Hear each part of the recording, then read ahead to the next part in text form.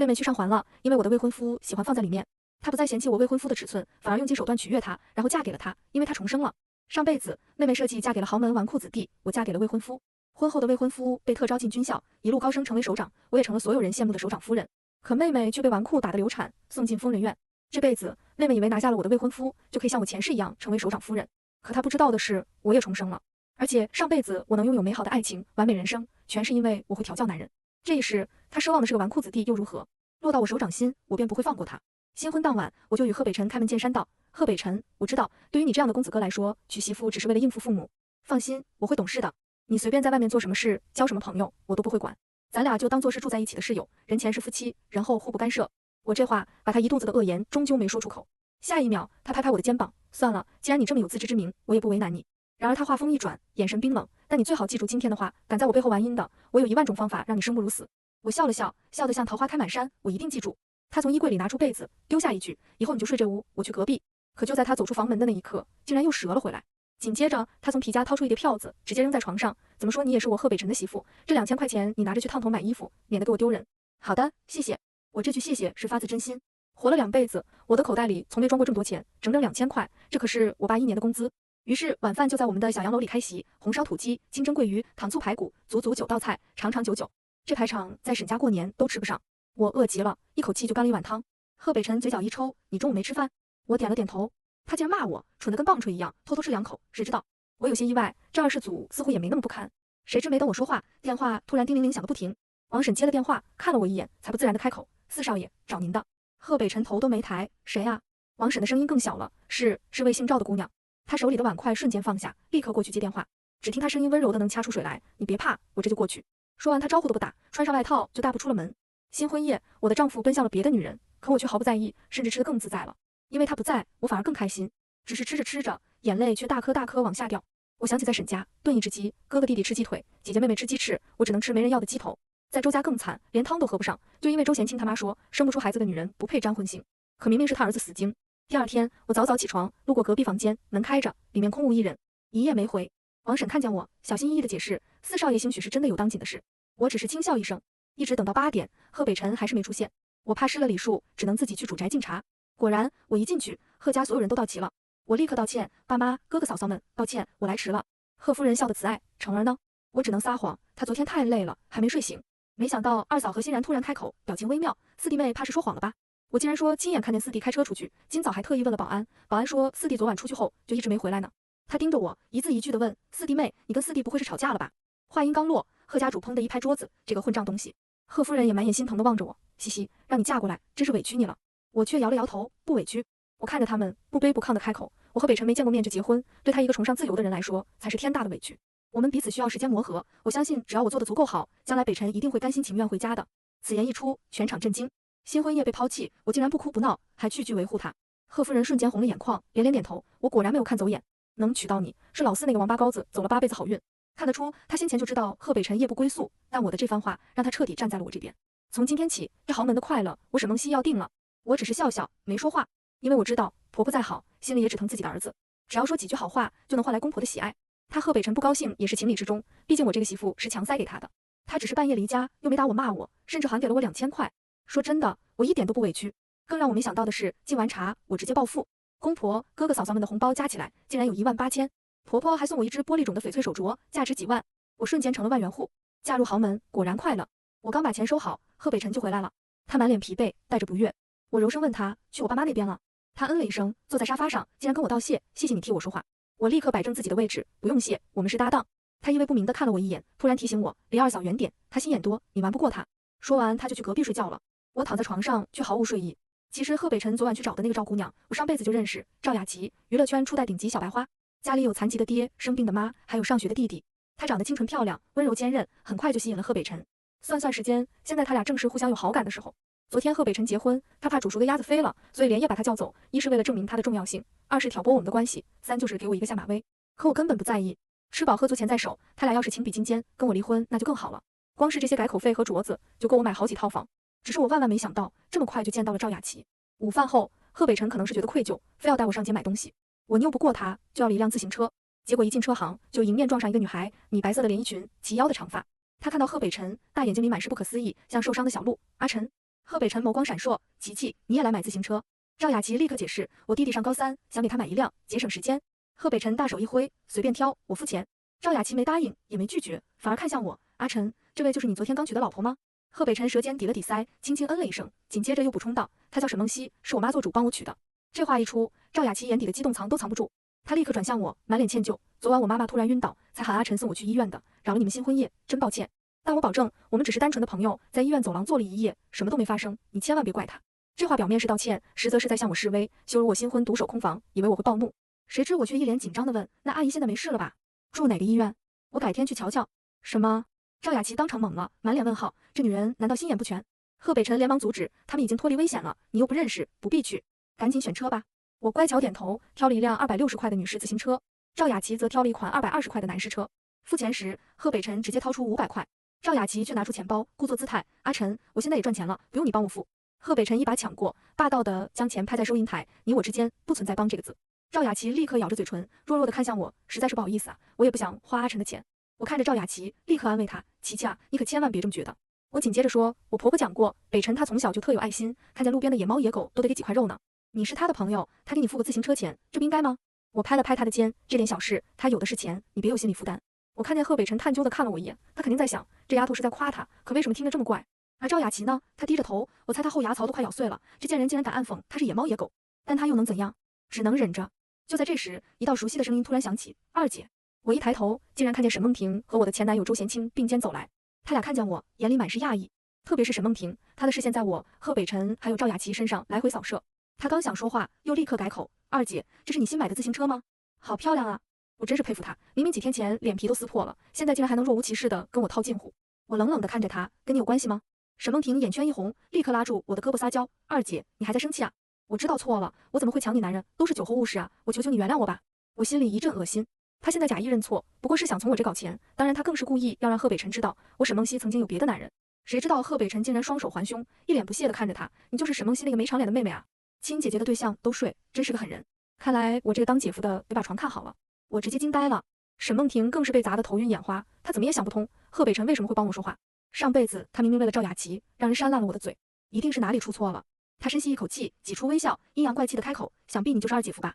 没想到你跟二姐感情这么好，她连以前交了男朋友的事都告诉你了。”贺北辰直接冷笑：“她是我媳妇，我跟她关系不好，难道跟你关系好？”这一句简直像一道雷，把沈梦婷踢得外焦里嫩。不可能，贺北辰怎么可能这么护着我？他肯定觉得他是在装。于是沈梦婷笑着看向赵雅琪：“这位美女是谁啊？怎么脸色这么不好？生病了吗？”她想拉拢赵雅琪一起对付我。赵雅琪轻轻一笑：“我是阿晨的朋友，赵雅琪。”“哦，你好，你好，你这车也是新买的吧？多少钱？220块。220啊？”沈梦婷一脸为难：“好贵啊。”周贤清立刻说：“小婷，咱们不买了。”沈梦婷却演上了：“不行，没自行车，你上下学脚都要磨破了。”说完，他就可怜巴巴地看着我：“二姐，你可不可以借我200块钱？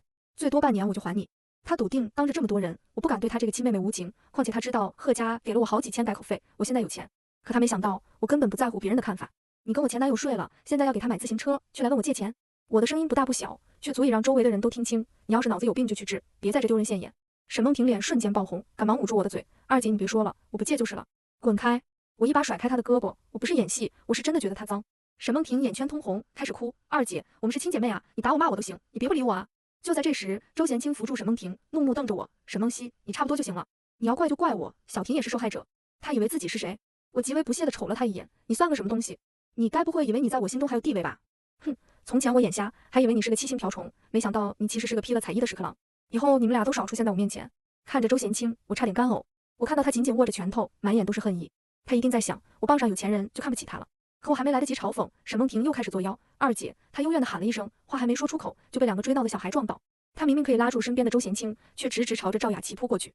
我瞬间明白，他要让我看看贺北辰为赵雅琪心疼的样子。下一秒，两人双双倒地。嘶，好疼！小婷，周贤清赶忙去扶沈梦婷，然而贺北辰却紧张地蹲在赵雅琪面前：“琪琪，你怎么样？”“阿晨，我的脚踝好疼，应该是扭到了。”贺北辰低头一看，他雪白的脚踝一片通红。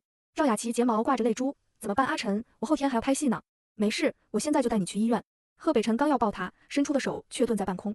他竟然转头对我说：“那个男女有别，我不太方便，你去把琪琪扶起来。”我还没动，赵雅琪就泪流满面：“阿晨，你是嫌弃我吗？”“胡说，你那么漂亮，谁会嫌弃你？只是你现在是明星，万一被人拍到，会影响你的名誉。”就在这时，沈梦婷故作震惊地大喊：“二姐夫！”你昨天才跟我二姐结婚啊，怎么今天就对别的女人这么好？我知道了，你跟我二姐是父母之命，你跟赵雅琪才是真爱。那我二姐岂不是拆散你们的第三者？呸呸呸！沈梦婷立刻假装后悔，对着我，二姐，我不是。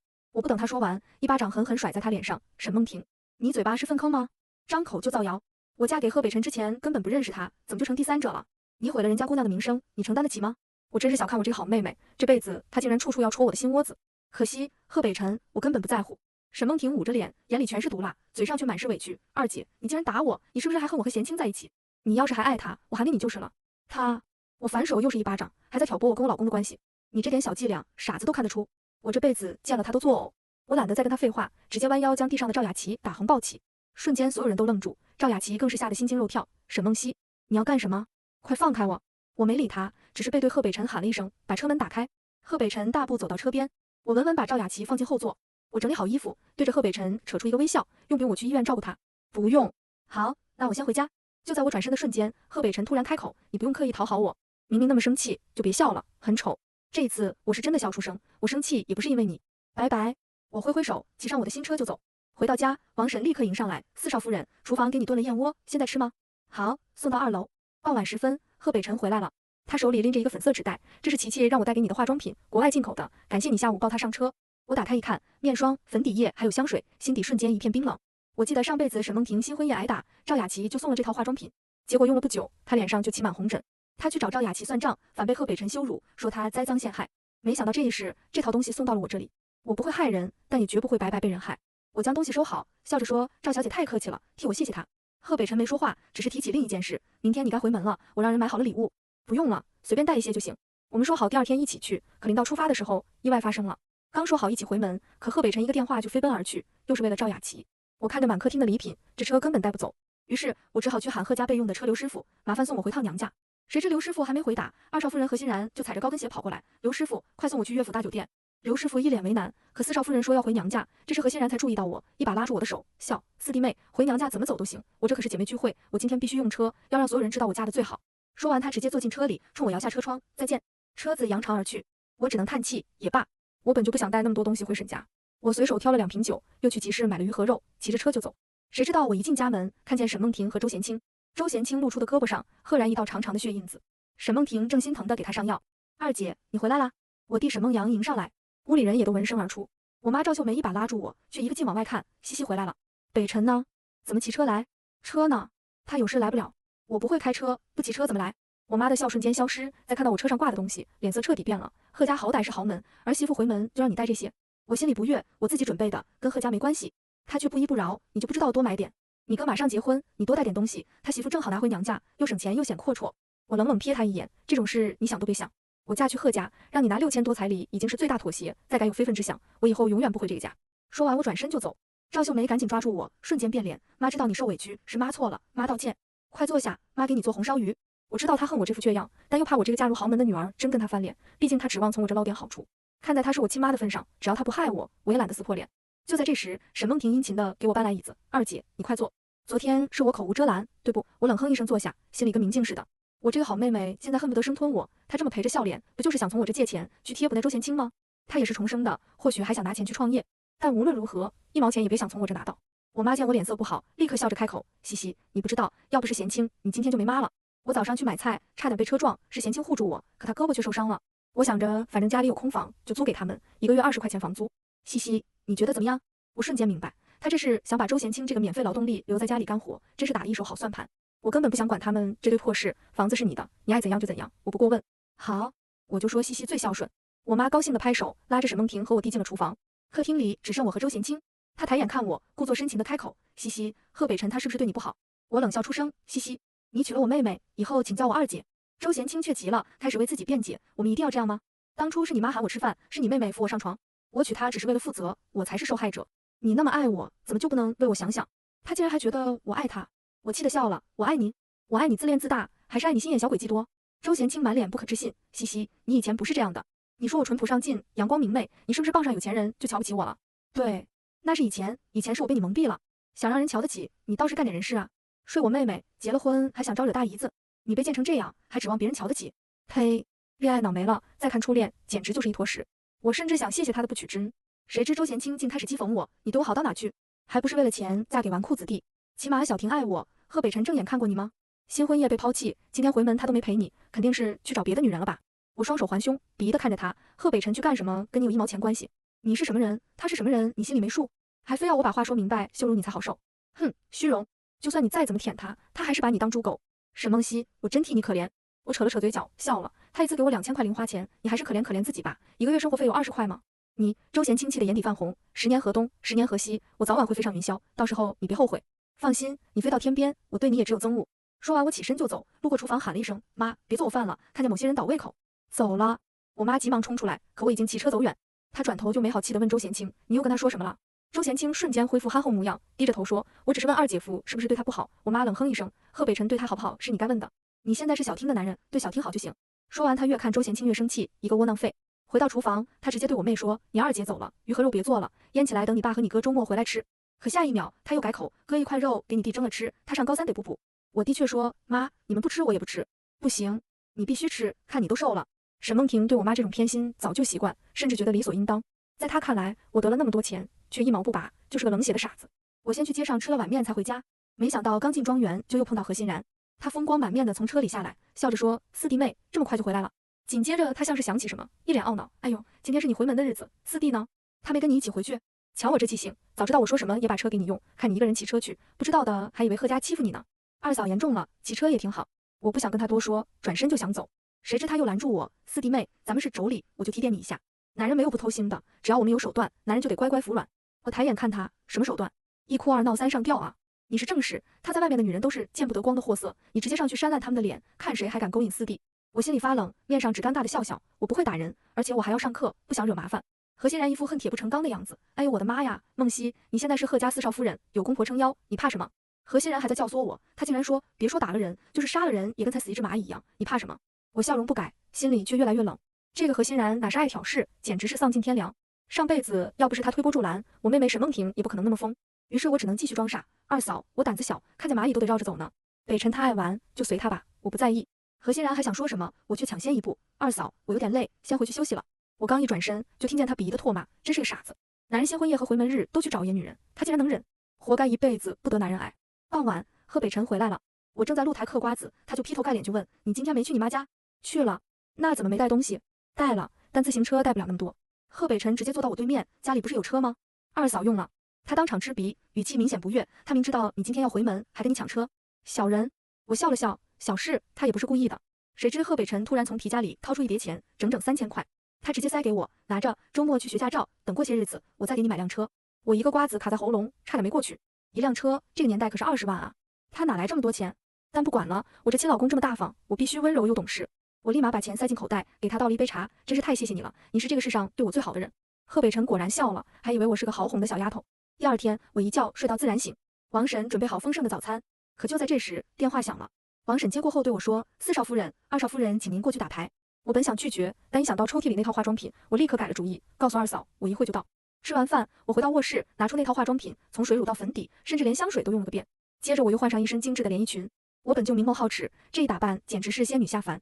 果然一进何欣然的住处，二少爷和南风眼睛都亮了。四弟妹今天可真俊，老四娶了你也是积德。大嫂、三嫂也跟着夸。可偏偏何欣然嫉妒的不行，她酸溜溜的开口：“我看四弟妹脸上白得发光，是抹了粉吧？”我害羞的摸摸脸，对二嫂说：“对了，我今天用的是北辰朋友送我的进口化妆品，要是3位嫂子喜欢，我就让北辰再买3套过来。”何欣然果然上钩，那可太好了，好东西就该大家一起分享嘛。他肯定以为等他也用上这套化妆品，就能跟我一样美，天真。晚上9点，我听到隔壁门响，立刻穿着拖鞋过去。贺北辰没关门，我象征性敲了2声，直接就进去了。贺北辰，下一秒他从浴室走出来，身上只剩一条裤衩，身高187，8块腹肌，我忍不住多看几眼，视线最后定格在他中间鼓起的那一块，挺大。贺北辰瞬间慌了，扯过浴巾披在身上，小丫头佳佳的看什么？你自己还有2坨呢。我嘴角猛抽，你的坨我的坨，他们不一样。他匪夷所思的挑眉，缓缓向我走近，长得跟只兔子一样，想到思想这么奔放，我立刻装傻，什么思想？这是人体结构，书里有学。他嗤了一声，找我有什么事？快点说，我要睡觉。我这才说出正事，今天我用了赵小姐送我的化妆品，二嫂他们也想要，你能再买3套回来吗？谁知他一口回绝，不能。琪琪那个做外贸的朋友去国外了，少说也要3、5个月才能回来。什么？我本来打算让3位嫂子当人证，证明只有我的化妆品有毒，现在买不到了，我的计划竟然就这么泡汤。谁知第二天，何欣然就急匆匆找上门来，四弟妹，化妆品买到了吗？我一脸歉疚，二嫂，真抱歉，卖化妆品的人去了国外，短期内买不到了。何欣然的脸瞬间拉了下来，可下一秒，她的目光落在我化妆台上的那套化妆品上，又笑了。四弟妹，你不是要去上学了吗？大学生应该很少化妆吧，不如把你这套卖给我。我刚想开口说这，她竟然直接把化妆品抱进自己怀里。四弟妹，谢谢你了。说完，她丢下50块钱，转身就走。我本不想让这有毒的化妆品害人，但既然是她自己抢的，那正好就让她去跟赵雅琪撕吧。果然，5天后，我刚放学回家，何欣然就带着面纱气冲冲地杀了过来。沈梦溪，你这化妆品是不是有毒？怎么了，二嫂？她正要发火，却在看到我脸上的红疹和小疙瘩时，当场愣住。你的脸也烂了。我假装难受地抓了抓脸，我也不知道这几天脸上一直发痒，还起红疹。你看看我的。何欣然一把拽掉面纱，她的额头脸颊布满红疹，严重的地方甚至都成了痤疮。我故作惊讶，二嫂，你这是怎么了？哼，看到你的脸我就明白了，这化妆品是4弟的女性朋友送的吧？我点点头，是啊，但这跟我们烂脸有什么关系？何欣然气得沸腾，你是天真还是蠢？人家送你这化妆品就是要害你烂脸，让4弟厌恶你。不会吧？赵小姐人很好的。赵小姐？赵雅琪那个小贱蹄子明星。何欣然瞬间炸了，原来是她，她害你？我不管，但害到我脸上，我绝不饶她。就在这时，一个冰冷的声音响起，二嫂，这又是不能饶了谁啊？贺北辰回来了。一看到他，何欣然更气了，贺北辰，你回来的正好，看看我跟你媳妇的脸，全是那个被你当宝贝宠的赵雅琪害的。何欣然，你胡说八道什么？贺北辰也怒了，别以为你是我二嫂就可以随便污蔑人。琪琪她单纯善良，绝不会害人。他竟然还觉得赵雅琪像白莲花一样纯洁。何欣然当场就骂了出来，狗屁！你们男人的智商连猪都不如。她单纯，她为了跟我抢化妆师，又卖惨又下跪。谁家好姑娘能在别人新婚夜把老公喊走？我告诉你，我和你媳妇的脸就是用了赵雅琪送的化妆品才烂的，她必须付出代价。谁知贺北辰竟然说你们脸上的红疹可能是过敏，总之跟琪琪没关系。他顿了一下，冷冷地看着何欣然，你不就是想讹我吗？想要多少钱你说，只要你别再揪着琪琪不放。3万。何欣然想都没想就报了个天价。然而贺北辰连犹豫都没有，行，我给你3万，以后离琪琪远远的。说完，他直接从车里拿出一大捆钱，扔到何欣然怀里。何欣然都结巴了，他拿着钱，临走前还不忘嘲讽我一句，四弟妹可就可怜喽。贺北辰望着他离开的背影，眼神冰冷。下一秒，他猛地转头，一把拉住我的胳膊，将我塞进了车里。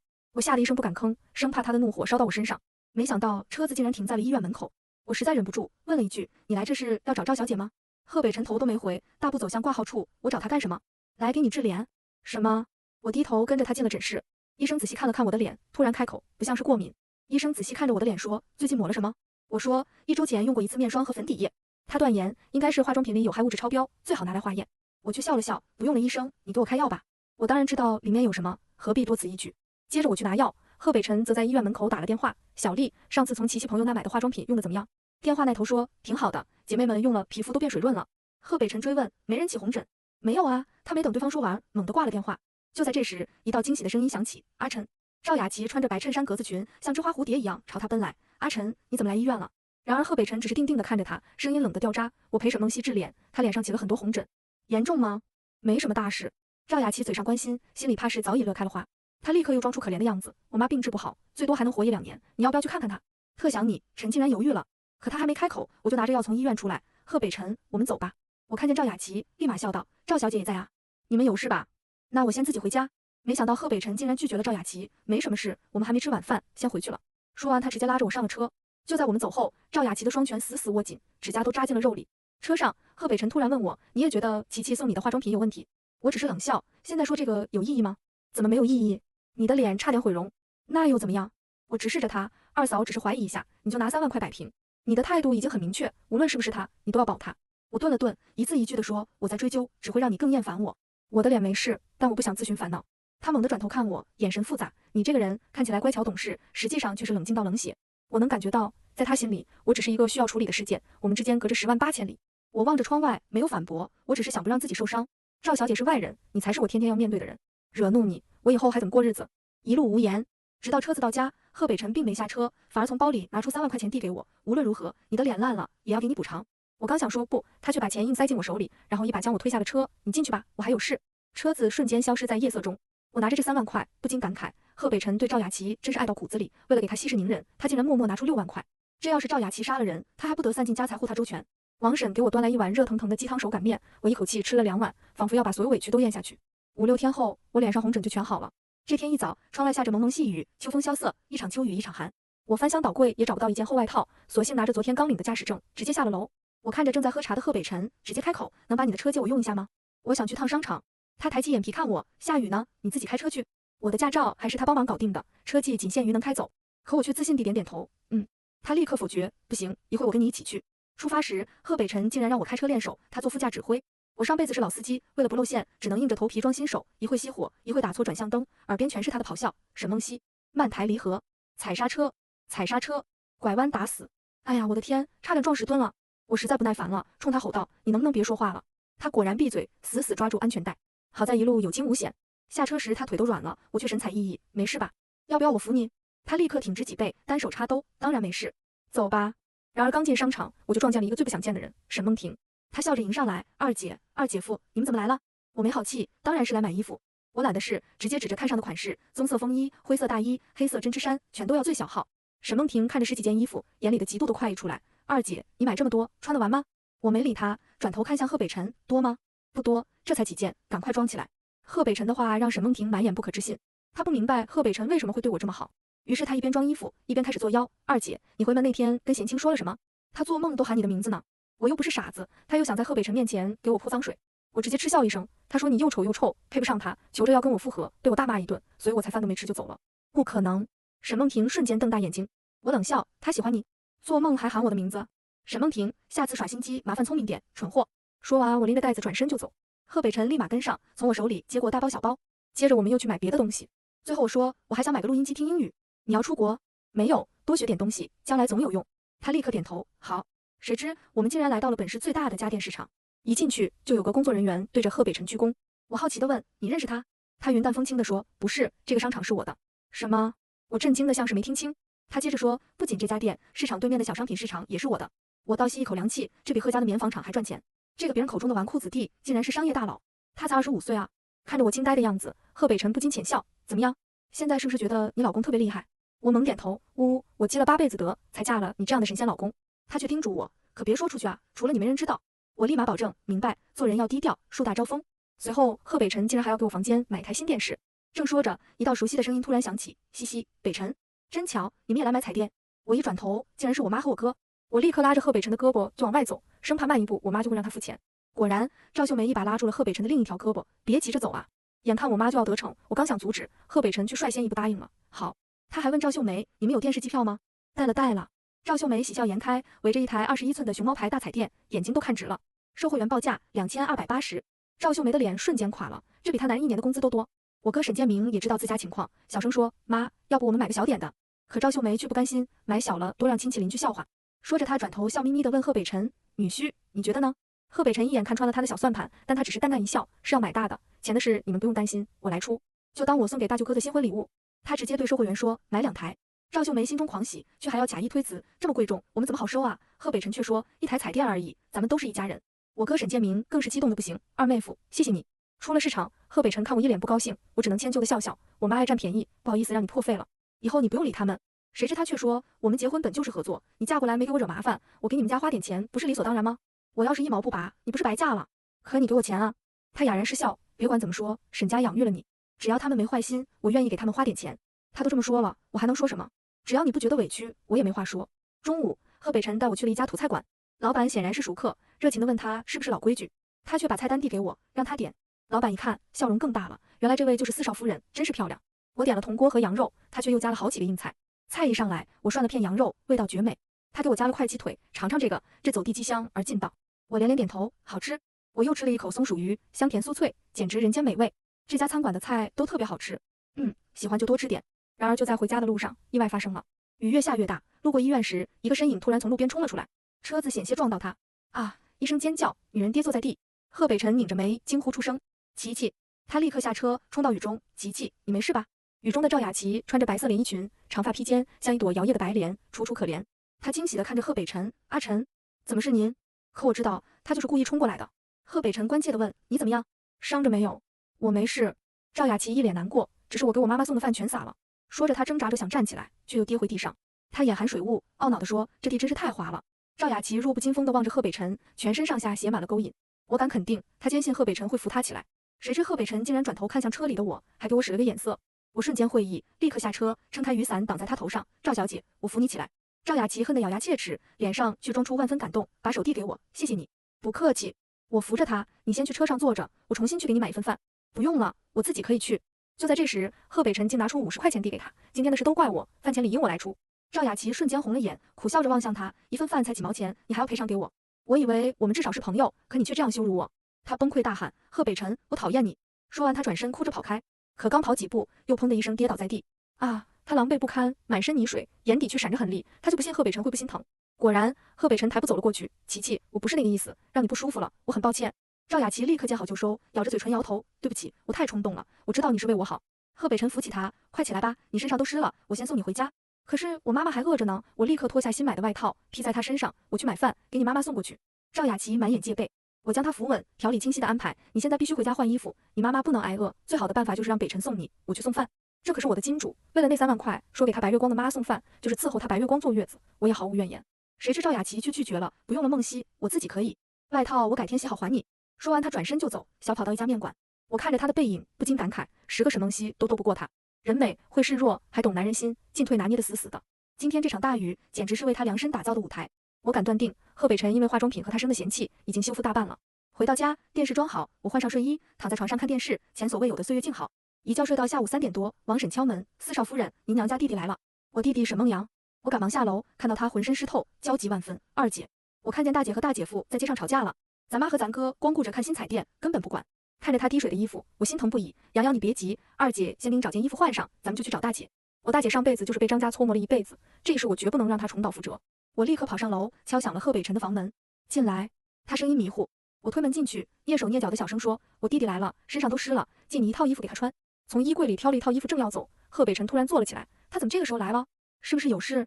我没隐瞒，我大姐和大姐夫吵架了，他让我过去看看，恐怕还要借你的车用一下。没想到他却说：“咱们是夫妻，我的就是你的，什么借不借的。”只是这雨比中午下的更大了。他居然说：“你一个人开车，我不放心，我这就起床送你们过去。”我愣住了，心里涌起一股暖流，真是太谢谢你了，这是我应该做的。我转身离开，嘴角却忍不住上扬。上辈子周贤清最烦我们家的琐事，更别提帮忙。可这个纨绔子弟贺北辰竟然这么热心仗义。我们火速赶到我大姐两口子吵架的地方，人却已经不在。于是我们又慌忙去了他家。张家大门反锁，我用力敲门，好一会，里面才传来张运来不耐烦的声音：“谁啊？”他一开门，看到我和弟弟正要开骂，却突然瞥见我身后的贺北辰，瞬间满脸堆笑：“这不是二妹夫吗？快进快进！”我没进屋，直接在院子里问：“我大姐呢？”张运来笑得谄媚：“你大姐可能知道你们要来，出去买菜了。”买菜？我弟弟沈梦阳没耐心跟他废话：“你下午是不是在大街上跟我大姐吵架了？谁家夫妻不吵嘴啊？放心，我们好着呢。”他话音未落，外面就传来一个尖锐的女声：“沈梦红，不是我说你，是你太不懂事。哪个男人不爱娃？运来只是打打牌喝喝酒，你在大街上跟他吵，他打你一巴掌，不是活该吗？”紧接着，我大姐和她婆婆李桂芬一前一后走了进来。我大姐一手拎菜，一手扛米，她婆婆却像老佛爷。李桂芬还在喋喋不休：“你要知足，要是运来像你二妹嫁的那个贺家败家子，新婚夜就找别的女人，你不得天天上吊啊！”嗨嗨，张运来疯狂使眼色：“妈，你胡说什么呢？”李桂芬这才看到我们，却丝毫没有收敛。难道我说的不对吗？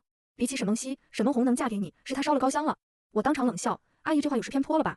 我嫁到贺家，衣来伸手饭来张口，住洋楼坐轿车，公婆老公从没对我过一句重话。”我盯着她，火力全开。反观我大姐，做饭洗衣天天被你们数落，工资交给你一半，剩下的一半被你儿子拿去赌了，喝多了还打我大姐。要真跟我比，她嫁到你家，那是她上辈子涂了层。李桂芬鄙夷的笑起来：“梦溪啊，别逞强了。你结婚那天，贺家4少爷未归，这是整个海平市都传遍了，谁不拿这当笑话？你背地里不知道怎么哭呢吧？”她越说越得意：“你们沈家就是干了伤天害理的事，儿女都没好下场。”我眯起眼，这老太婆泼妇的本事跟周贤清他妈有一拼，但这题我会解。你说来说去，不就是想说我家的男人不喜欢我吗？都什么年代了，你还裹着脑子想情情爱爱？难怪你一个干了快30年的老职工，前几天都下岗了。李桂芬脸瞬间通红：“你胡说！你怎么知道我下岗了？这是他瞒得死死的，连他儿子都不知道。”我轻笑一声：“阿姨，天下没有不透风的墙，你下岗这事，大半的海平市也不知道了。”张运来不可置信地问：“妈，你真的下岗了？”李桂芬却还嘴硬：“下岗了又怎么样？我们家有的是存款，你媳妇嫁给你，永远都是高攀。”就在这时，一直沉默的贺北辰点了一根烟，似笑非笑地看向我大姐：“大姐，既然都是高攀，不如离婚，我给你介绍个年收入几10万的。”李桂芬瞬间炸了，指着他怒骂：“你是什么人，在这里管我们家闲事？吹牛逼也不打草稿！”妈！张运来一把拉住他妈的衣袖：“他就是贺家的4少爷。”什么？李桂芬的嘴巴张得能塞下一个鸡蛋，脸色瞬间大变。哎呀，4少爷，你看我这老糊涂，快，北辰，屋里坐。他转头就对我大姐破口大骂，还不赶紧去做饭？晚上让你男人陪北辰好好喝几杯。不用了。贺北辰声音冰冷：“我今天就是陪我媳妇来看看大姐的。”他眼神如刀射向张运来：“听你妈的意思，你刚才打我大姐了？”没有，我们闹着玩呢。张运来挤出一个比哭还难看的笑，看向我大姐：“是不是啊，媳妇？”我大姐看着他眼底的威胁，刚要开口说是，贺北辰却猛然出手，啪的一声，一记响亮的耳光甩在张运来脸上。贺北辰随即从口袋里掏出手帕，慢条斯理地擦了擦手，仿佛碰了什么脏东西。张运来一个趔趄，捂着脸，屁都不敢放一个。接着贺北辰问我大姐：“大姐，你要不要跟他离婚？”我大姐低着头，声音细如文瑞：“我不离。”贺北辰也不多劝，只是冷冷地盯着张运来。我这人不喜欢拐弯抹角，既然我娶了沈梦溪，他大姐就是我大姐。他要离婚，我能给他找个更好的；他不离，我就要给你们张家立立规矩。他一字一句如同惊雷。张运来，以后无论是你还是你妈，谁再敢拿我大姐1分钱，动我大姐1根指头，我就剁了谁的手。别以为我危言耸听，我有多狠，你们比我自己还清楚。张运来吓得一哆嗦，僵硬地笑着：“放心吧，二妹夫，我一定对孟红加倍的好。”说着，他一把抢过我大姐手里的菜篮，塞给李桂芬：“妈，你去做饭。”李桂芬满心不愿，可想到贺北辰的恶名，一个字都不敢说，得罪他，剁手都是轻的。我当然不会在张家吃饭，拉着大姐走到门外，我掏出200块钱塞到她手里：“姐，这钱藏好，千万别被张运来拿走。”大姐连忙推辞：“西西，我不要，我有钱。”我按住她的手：“你就别跟我客气了。”我看着她，认真的说：“大姐，现在是新时代了，离婚不丢人。你若要离，我和杨洋都支持你，别怕。”大姐却只是笑了笑：“你大姐夫他也没做对不起我的事。”我还想再劝劝他，看着他不到黄河不死心的样子，我没再多说，因为我很快就会让他亲眼看见张运来是怎么对不起他的。离开张家，天色已黑，雨又下了起来。贺北辰开车想把弟弟送回家，临下车时，他竟随手从抽屉里拿出1叠钱递给弟弟：“这是二姐夫给你的零花钱。”那叠钱少说也有200-300。弟弟吓得连连摆手：“二姐夫，不用，我花不到什么钱。”贺北辰却强行塞进他口袋，再客套就见外了。我笑了笑：“既然是二姐夫给的，就拿着吧，但要自己留着花，不要给妈。”弟弟点点头：“我知道了，二姐，你们路上慢点。”车子发动前，贺北辰突然对我说：“到副驾驶来坐。”我虽然不解，还是乖乖坐了过去。今天真是谢谢你替我大姐撑腰。他却带着一丝调侃：“不用天天说谢谢，你也就是我。”他突然转头看我，眼神玩味：“沈梦溪，我本来以为你是个乖巧的兔子，没想到你是个张牙舞爪的猫啊。”我看了他一眼，坦然道：“我本来性格就不好，我妈常说我是我们家最犟的人。”他突然问我：“那你对我是不是有很多不满？因为现实窘迫，不得不忍？”我笑了，眼里满是真诚：“天地良心，我对你10000个满意。嫁给你之前，我以为你是个吃喝嫖赌的恶魔少爷，不仅会辱骂我，甚至会殴打我。没想到你不仅长得好看，还是个商业天才，最重要的是你正直讲理，对我和我的家人都很好。说真的，我现在过的日子赛过神仙，对你只有感恩。可我们是夫妻。”他却追问我：“我去找别的女人，你心里真的一点不舒服都没有？”我眨了眨眼：“当然没有，我们不是说好了吗？互不干涉私生活。我很有自知之明，我要是看你哪都不舒服，天天跟你闹，你干嘛娶我？娶个门当户对的，对你事业有帮助的，不是更好？”告诉他，夫妻嘛，就是扶持，结婚是为了让生活更好，不是找个人把日子过成一地鸡毛。我们没爱情，但我们要做最好的搭档，不是两败俱伤的仇人。他没说话，我却看见他嘴角勾起一抹不自知的苦笑。不知道为什么，他看起来好像反而有点不舒服。周一，天气转凉，我穿了条牛仔裤和高领毛衣去了学校。刚进教室，就听见全班都在起哄：“哇，周贤清结婚了！”一个男同学竟举着一张结婚证满教室跑，我的前男友周贤清在后面追，快还给我！另一个同学大声问：“周同学跟谁结婚了？”当然是沈梦溪了，他们偷偷在一起好久了。我刚放下书，旁边的童家乐就戳了戳我胳膊：“沈梦溪，你也太不够意思了，结婚这么大事都不说。”全班同学都跟着起哄，让我发喜糖。我淡淡一笑，跟周贤清结婚的人不是我。谁知那个举着结婚证的同学底气十足的嚷道：“不是你是谁？我都看见名字了。”他仔细一看，瞬间懵了：“哎呀妈呀，真不是沈梦溪，这沈梦婷是谁啊？”全场寂静。我缓缓开口：“我妹妹。”所以说，周同学现在是我妹夫。妹夫，哈哈哈！全班瞬间哄堂大笑。情侣变妹夫，天大奇闻啊！这时有人开始奚落周贤清：“周贤清，你真不要脸，跟沈同学谈着对象，转头就娶了人家妹妹。”周贤清却猛地低下头，满脸委屈：“我没有对不起梦溪，是梦溪太优秀了，我配不上她。”他抬起头，话锋一转：“他找了一个有钱有势的公子哥，而他的妹妹梦婷不嫌我，所以我们才结婚。”这话一出，教室瞬间炸了锅，所有人的目光都射向我。原来沈梦溪傍大款了，我就说他怎么会看上你土包子周贤清？周贤清也够狠，他傍大款，他就娶他妹妹恶心他。听着这些议论，我再也忍不住，猛然提高声音：“周贤清，你怎么有脸说没对不起我？我妈好心喊你吃饭，你喝醉了跟我妹妹睡在一起。你们一个说早就爱上你，一个说要对她负责，好一个郎情妾意，怎么一转头就在这内涵我傍大款？”周贤清昂起头，冷哼：“你敢说不是你傍大款在先？是媒婆提亲，我根本没同意，是你和我妹妹睡了之后，我万念俱灰才答应的。再说了，我这是父母之命媒妁之言，领了证办了婚礼，正儿八经的夫妻，怎么就是傍大款？只有心里阴暗的人才胡说八道。”这下同学们又炸了。我的天，沈梦溪竟然也结婚了，太可惜了，她成绩那么好。可惜什么？学得好不如嫁得好，怪不得她最近穿的都又贵又洋气。就在这嘈杂声中，我们的辅导员双手背后缓缓走了进来，他戴着眼镜，不苟言笑。在上课之前，辅导员突然宣布一个重磅消息：海平市军校要从我们学校特招20个男学生，咱们班有一个名额。有意向的放学来我这写申请表，下周笔试面试，录取后立马报到，明年能拿2项双毕业证。我立刻看向周贤清，果然他眼神狂热，做得笔直，一副势在必得的样子。然而我的目光却转向了班长肖永利，上辈子就是因为他考试迟到，才让周贤清捡了个天大的便宜，这辈子我必须帮肖永利一把。傍晚放学，我骑车往家赶，突然路边传来一阵打斗声，还夹杂着女孩的哭喊：“别打了！”孟阳，沈孟阳，我心头一紧，是我弟弟。我立刻冲过去，只见3个小青年正按着我弟沈孟阳狂殴，其中一个穿夹克衫的下手最狠，旁边一个扎马尾的漂亮姑娘拼命拉扯，却根本没用。我上辈子可是学过几招自保功夫的，于是我一把揪住那夹克小青年的头发，猛地一甩，直接把他撂倒在地。啊！他吃痛大叫，从地上爬起来就冲我吼：“哪里来的贱货，敢打老子！”我没等他站稳，反手就是一巴掌。我是沈孟阳的二姐沈梦溪，你又是哪来的狗东西？小小年纪就打架斗殴，满嘴脏话。谁知他竟嚣张地挺起胸膛，歪嘴一笑：“老子是贺家4少的小舅子叶双喜。”我的耳朵嗡的一声，不敢相信，贺家4少，贺北辰。我眯起眼，你是谁？老子再说一遍。他得意洋洋：“我是海平市贺家4少贺北辰的小舅子。”放你娘的狗屁！我弟沈孟阳趁机挣脱，一把推开另外2人：“二姐，别听他胡说，他是我同学。”我立刻把我弟和那个女孩拉到身后，笑着看向叶双喜：“你姓叶，是贺北辰的小舅子，那你姐姐该不会叫赵雅琪吧？”叶双喜眼里的得意更浓了，看来你还有点见识，知道我的身份就好。沈孟阳敢跟老子抢女朋友，现在你们姐弟俩给我跪下磕3个响头，不然我就报案，让你们都进去吃牢饭。我冷冷地看着弟弟青肿的脸和流血的胳膊，你把我弟弟打伤，还想强抢民女？你不报案，我们还要报案呢。走，都跟我去派出所。走就走。叶双喜毫无惧色，我这就给我姐夫打电话。说着，他真带着人直奔电话亭。我弟却担忧地拉住我：“姐，不用去派出所，我只是擦伤，他怕给我惹麻烦。他那个叫赵雅琪的女人，真的是贺北辰的旧爱。”我却揉了揉他的头：“阳阳，你18岁了，要勇于面对恶势力。今天你退缩，他只会变本加厉，你和夏薇都会受到更严重的伤害。难道你想让夏薇一直被他骚扰？”沈孟阳瞬间握紧了夏薇的手，眼神坚定：“只要有我在，他永远别想碰微微一下。”可二姐夫他，我笑了：“二姐既然选择嫁给他，就不会怕他。难道你怕？我才不怕，是怕他为难你。不会的。”我安慰他：“我们是受害者，他要是那么不分青红皂白，二姐也不会跟他过下去。”夏薇也坚定地表示要一起去派出所作证。到了派出所，叶双喜第一句话就嚷嚷：“贺北辰是我姐夫。”警察同志像看傻子一样看着他：“贺北辰打人了没有？贺北辰被打了也没有？都没有你提他干嘛？站好了。”半小时后，处理结果下来，叶双喜故意伤人，赔偿50元医药费，如果没有我和家属的谅解书，还要拘役60天。叶双喜当场炸了：“警察同志，判决有误吧？我都说了，我是贺北辰的小舅子。”警察同志也火了：“这案子跟贺北辰有什么关系？况且你跟他也没有任何关系。”我解释。叶双喜话还没说完，派出所的门突然被推开，贺北辰和赵雅琪竟然并肩走了进来。又发生什么事了？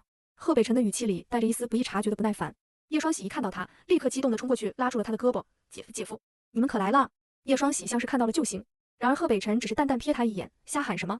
叶双喜立马挤了挤眼，压低声音：“景晨哥，给我留点面子。”紧接着他又提高音量，开始卖惨：“姐夫，有人抢我对象，还打我，警察却让我赔钱，还要拘役我，你可得为我做主啊！”贺北辰不着痕迹地拿到他的手，问：“跟谁打的架？”他，还有他二姐。叶双喜瞬间小人得志，指着我弟沈孟阳，还冲我挑衅的歪嘴一笑。下一秒，贺北辰和赵雅琪同时转头看过来。沈梦溪、孟阳，怎么是你们呢？我弟冷哼一声，直接把头转到一边，而我却笑得像朵花。你好啊，叶双喜的姐夫。贺北辰的眼神不自然地闪了闪，小孩子不懂事，乱喊的。可他话还没说完，叶双喜就急了：“姐夫，原来你认识他们吗？快让警察改判，把沈孟阳关进去！”住口！贺北辰猛然一声呵斥，满脸厌烦：“你当这里是什么地方？法律面前人人平等。警察说你犯法，你就是犯法。”叶双喜当场被吼懵，委屈的眼圈通红：“姐夫，是他先抢我对象，我才找人吓唬他，结果他二姐这贱人就来了，把我的脸都打肿了。”他话音刚落，贺北辰反手一巴掌，狠狠甩在他另一边脸上，力道之大，让他嘴角瞬间鲜血直流。啊！叶双喜捂着脸，彻底懵了。姐夫，闭嘴！贺北辰面色冰冷如霜：“谁是你姐夫？你知道沈孟阳是谁吗？你就敢打？你知道他二姐是谁吗？你就敢骂？我看你小子是活腻了。”赵雅琪一看贺北辰真动了怒，赶紧上前：“阿晨，对不起，喜子他还小，是无心的，你们之间肯定有误会。”然而贺北辰根本不理他，他猛地一把搂住我的肩膀，眼神睥睨全场。误会？他当着我的面都敢这么骂沈梦溪，有什么误会？小崽子告诉你，这才是本少明媒正娶的媳妇，沈孟阳才是我贺北辰的小舅子。你说什么？不可能！叶双喜瞪大双眼，满是不可置信。他知道贺北辰结婚了，可那明明是家里强迫的，贺北辰喜欢的明明是他姐姐，为什么？为什么他娶的偏偏是我弟的二姐？赵雅琪瞬间脸色煞白，他拉着叶双喜，鼻子一抽：“喜子，我和阿晨只是普通朋友，以后不许乱叫姐夫。无论如何，你打人就是不对，快给孟阳道歉。”我不要！叶双喜咬着后槽牙，恨得不行。赵雅琪立刻在他耳边低声怒吼：“你难道真想被拘役吗？”叶双喜浑身一颤，再不甘心也只能低头。他缓缓走到我弟跟前，眼神像毒蛇，从牙缝里挤出3个字：“对不起。”紧接着，赵雅琪也跟着陪笑：“孟溪、孟阳，今天都是我弟弟的错，太抱歉了。他才上高3，前程不能毁了，但我求求你们，就原谅他吧。”我看着赵雅琪那副楚楚可怜的样子，又看了看叶双喜不甘却不得不低头的憋屈样，心里只觉得可笑。我转头看向贺北辰，他眉头紧锁，显然对这场闹剧厌烦到了极点。原谅。